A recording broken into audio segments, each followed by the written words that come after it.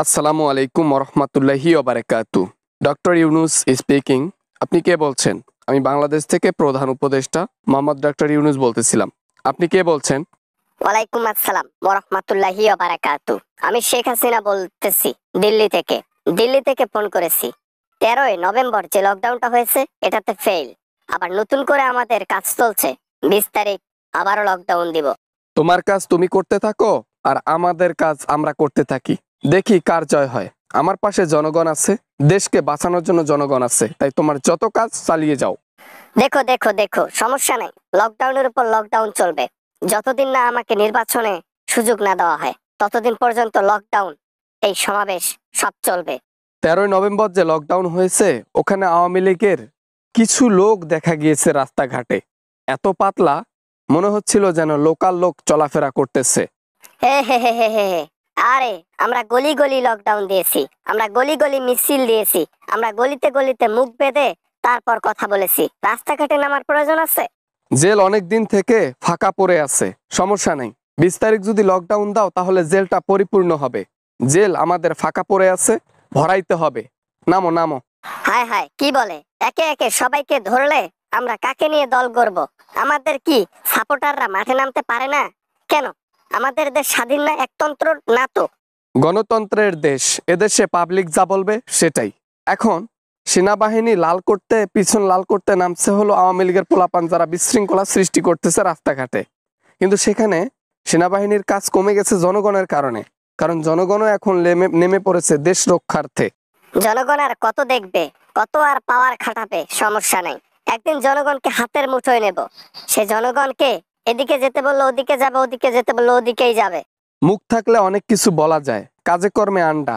যদি তোমার প্রকৃতপক্ষে এতই সাহস থাকে দেশে বিশৃঙ্খলা সৃষ্টি করো, বাইরে বসে থেকে কেন করতেছো? দেশে এসে করো। দিল্লি থেকে করতেছি, আমার উপর অনেক বড় বড় হাত রয়েছে, তারা আমাকে সহযোগিতা সব দিক থেকে হেল্প করতেছে। বাংলাদেশের মানুষ কি মনে করছে নির্বাচনের সুযোগ না দিয়ে তোমরা একলা একলা নির্বাচন করবা? আর আমরা কি কদু?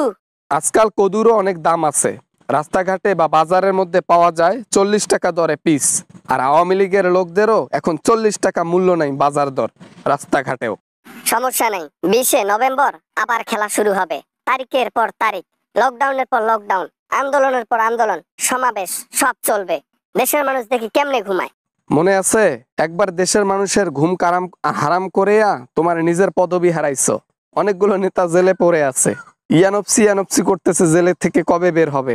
এবা না মানে বাবা, এত পাওয়ার কোথা থেকে পায় জনগণ? আগে তো এমন ছিল না। বিগত 20 বছর এরকম চেহারা দেখি নাই জনগণের। ইদানিং জনগণের রূপ পাল্টিয়ে গেছে কেমনে? অত্যাচার আর সহ্য হয় না। কত বছর বছর বছর যে অত্যাচার হয়েছে জনগণের উপর, পাবলিকের উপর, টুপিওয়ালা মানুষের উপর, মানুষ কত সহ্য করবে? সহ্যের বাঁধ ভেঙে গিয়েছিল। সবকিছু স্টুডেন্টদের জন্য হয়েছে, গার্ডিয়ানরা মাঠে নামে নাই। সব এই স্টুডেন্ট, এই পোলাপানদের জন্য আজকে আমাকে বিদেশে আসে থাকতে হইতেছে, আর আমাকে দেশ ছাড়তে হয়েছে পালিয়ে পালিয়ে। এখনই তোমার এই অবস্থা? হ্যাঁ, লকডাউন দিতে থাকো। আরে তোমার লকডাউনে জনপ্রতি লাখ টাকা ছাড়া লোকেরা নামেই না। এটাকে ভালোবাসা বলে না, স্বার্থ। স্বার্থ ছাড়া কেউ নামে না। এত টাকা যে আমি ইনকাম করেছি, যদি আমি সবাইকে 1 কোটি টাকা করেও দেই তারপরেও টাকা শেষ হবে না আমার ভান্ডার থেকে। এক হিসেবে অনেক ভালো হয়েছে লকডাউনটা হয়ে, কেননা বাংলাদেশ থেকে যে টাকা চুরি করে নিয়ে গেছো, যে অর্থ চুরি করে নিয়ে গেছো, সেটা আবার বাংলাদেশের মানুষকেই দিতেছো। ও চড়া লাগতেছে। কষ্ট ছাড়াই দেশের টাকা দেশে ফিরতেছে, ভালো না? আর নেক্সট টাইম ফোন করবা না, বিরক্ত করবা না। ওকে, গুড বাই।